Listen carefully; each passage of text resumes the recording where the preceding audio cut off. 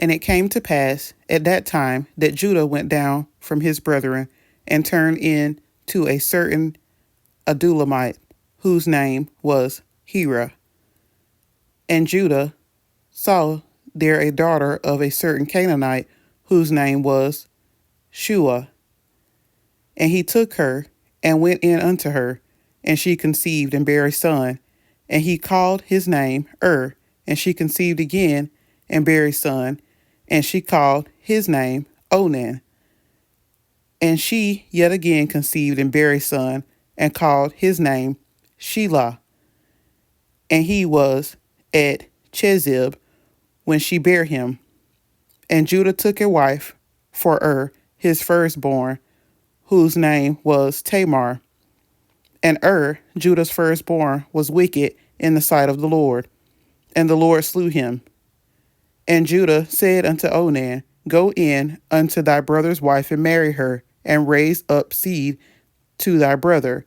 And Onan knew that the seed should not be his. And it came to pass, when he went in unto his brother's wife, that he spilt it on the ground, lest that he should give seed to his brother. And the thing which he did displeased the Lord, wherefore he slew him also. Then said Judah to Tamar his daughter-in-law, Remain a widow at thy father's house, till Shelah my son be grown. For he said, Lest peradventure he die also, as his brethren did. And Tamar went and dwelt in her father's house. And in process of time, the daughter of Shua, Judah's wife, died.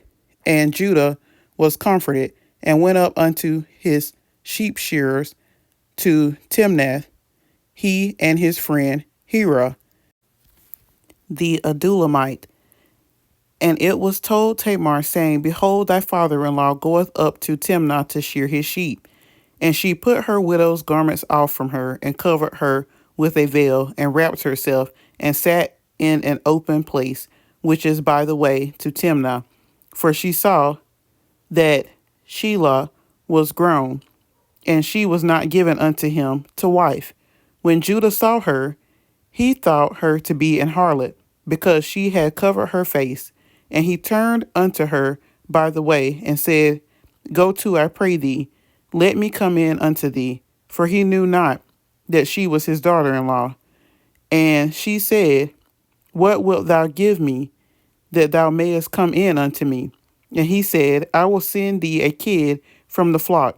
And she said, Wilt thou give me a pledge till thou send it?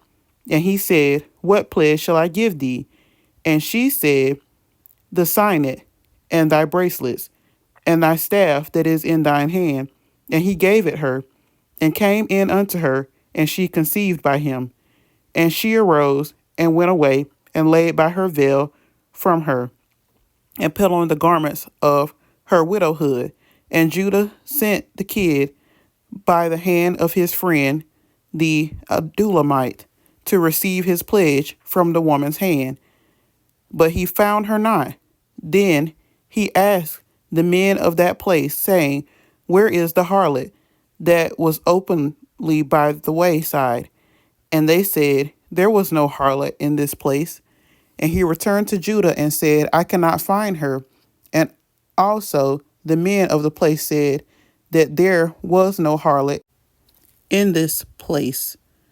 And Judah said, Let her take it to her, lest we be shamed. Behold, I sent this kid, and thou hast not found her. And it came to pass about 3 months after, that it was told Judah, saying, Tamar thy daughter-in-law hath played the harlot. And also, behold, she is with child by whoredom. And Judah said, Bring her forth, and let her be burnt. When she was brought forth, she sent to her father-in-law, saying, By the man whose these are, am I with child.